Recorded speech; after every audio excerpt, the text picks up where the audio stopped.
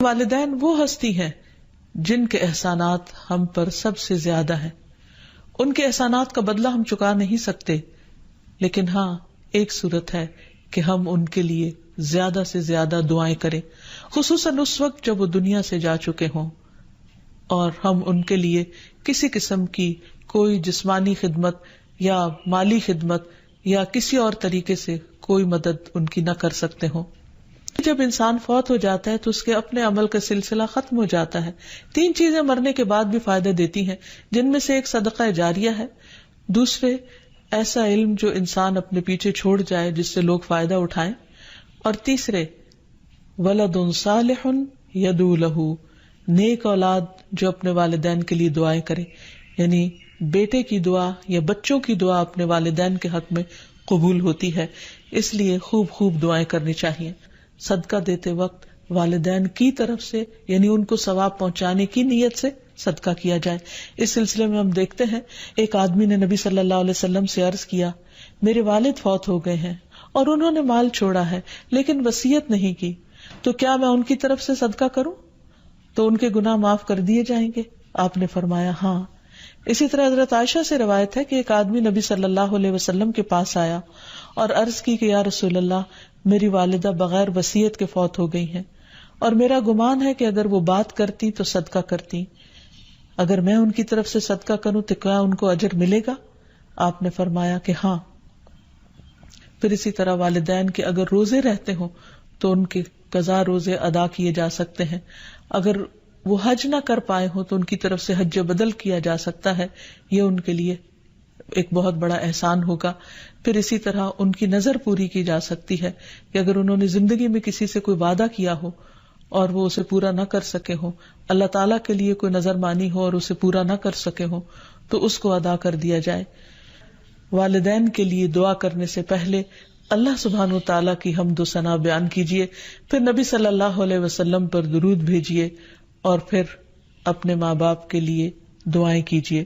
کیونکہ یہ اللہ تعالیٰ کا حکم بھی ہے، وَقُلْ رَبِّ ارْحَمْهُمَا كَمَا رَبَّيَانِي صَغِيرًا، اور آپ کہہ دیجئے اے میرے رب ان دونوں پر رحم کیجیے، یعنی والد پر بھی اور والدہ پر بھی، جیسے انہوں نے مجھے چھوٹا سا پالا تھا، بچپن میں پالا تھا، جب میں نہ خود کھا سکتا تھا نہ پی سکتا تھا اور نہ خود اپنے آپ کو صاف کر سکتا تھا، تو انہوں نے دن رات بغیر کسی وقفے کے میری خدمت کی. تو اے رب اب جب کہ وہ بڑے ہو گئے ہیں، وہ تیری رحمت کے محتاج ہیں، تو ان پر رحمت فرما اور ان کی مشکلات آسان فرما. پھر اسی طرح والدین اگر زندہ ہو تو بھی دعا کی جائے، اور اگر وہ فوت ہو جائے تو وہ اور بھی زیادہ دعاؤں کے مستحق ہو جاتے ہیں. جب برزخ میں والدین کا درجہ بڑھا دیا جاتا ہے یعنی بلند کیا جاتا ہے تو وہ پوچھتے ہیں کہ ہمیں درجے کی یہ بلندی کیوں کر حاصل ہوئی، تو انہیں بتایا جاتا ہے کہ یہ تمہاری اولاد کی دعا کی وجہ سے. ہم دیکھتے ہیں کہ مختلف پیغمبر بھی اپنے رب سے اپنے والدین کے لیے دعائیں کرتے رہے ہیں، جن میں نوح علیہ السلام کی دعا ہے. وہ کہتے ہیں رب اغفر لی ولوالدی ولمن دخل بیتی مؤمنا وللمؤمنین والمؤمنات، اے میرے پروردگار مجھے بخش دے اور میرے والدین کو بخش دے اور ہر اس شخص کو جو میرے گھر میں مومن کی حیثیت سے داخل ہوا ہو ان سب کو بھی بخش دے. اسی طرح ابراہیم علیہ السلام کی دعا ہے ربنا اغفر لی ولوالدی وللمؤمنین یوم یقوم الحساب، اے ہمارے پروردگار مجھے، میرے والدین اور تمام مومنوں کو اس دن معاف کر دینا جس دن حساب لیا جائے گا.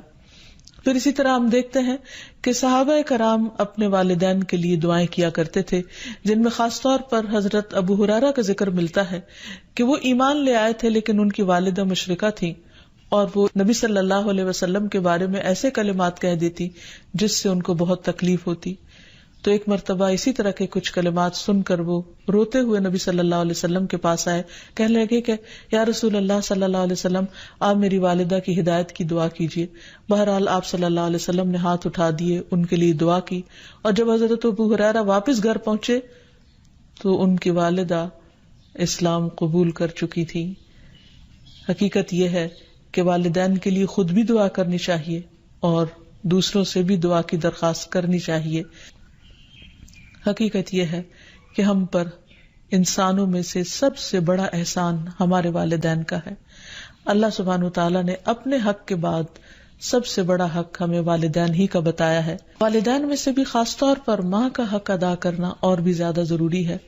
کیونکہ باپ کے مقابلے میں بچے کی پیدائش، تعلیم اور تربیت میں ماں کا حصہ اور ہاتھ زیادہ ہوتا ہے، وہ تکلیفیں بھی زیادہ اٹھاتی ہے، اور والدین کا حق ادا نہ کرنا کبیرہ گناہوں میں شمار ہوتا ہے. اور کبیرہ گناہ وہ ہیں کہ جن پر اگر انسان توبہ کیے بغیر مر گیا تو قیامت کے دن سخت پکڑ ہوگی.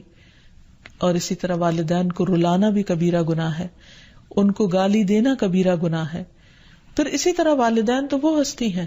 کہ جن کے لیے دعاؤں کے ساتھ ساتھ ان کی طرف سے صدقہ خیرات کرنا بھی خصوصاً ان کی زندگی کے بعد بہت فائدہ مند ہے.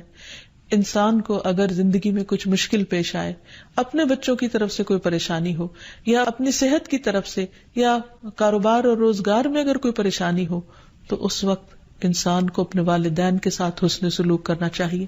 یہ ان نیکیوں میں سے ہے جس کی وجہ سے انسان کی مشکل بہت جلد حل ہو جاتی ہے. تو خلاصہ یہ ہے کہ انسان اپنے والدین کے ساتھ جو احسان کر سکتا ہے، اس میں جب وہ زندہ ہوں تو ان کا دل خوش کرے، ان کی خدمت کرے، ان پر اپنا مال خرچ کرے، ان کی اطاعت اور فرما برداری کرے، خواہ وہ اللہ کے فرما بردار ہوں یا نہ ہوں، ان کے ساتھ حسن سلوک کرتا رہے. جب وہ فوت ہو جائے تو ان کی طرف سے صدقہ خیرات کرے، والدین کے دوستوں کے ساتھ حسن سلوک کرے، اور اس کے ساتھ ساتھ ان کے لیے خوب خوب دعائیں کرے. اور خصوصاً یہ مختصر سی دعا جو اللہ سبحانہ وتعالی نے خود حکم دیا کرنے کو، رب ارحمہما کما ربیانی صغیرا، اس دعا کی خوب خوب تکرار کرے اور ان کی بخشش کی بھی دعا کرے. اور آخر میں ہم سب دعا کرتے ہیں اپنے والدین کے لیے کہ اللہ تعالیٰ ان پر اپنی رحمتیں فرمائے اور ان کو اپنا پسندیدہ بنا لے، اور اگر وہ دنیا سے جا چکے ہیں تو انہیں جنت میں اعلیٰ مقامات عطا فرمائے. وآخر دعوانا ان الحمد للہ رب العالمین. السلام علیکم ورحمۃ اللہ وبرکاتہ.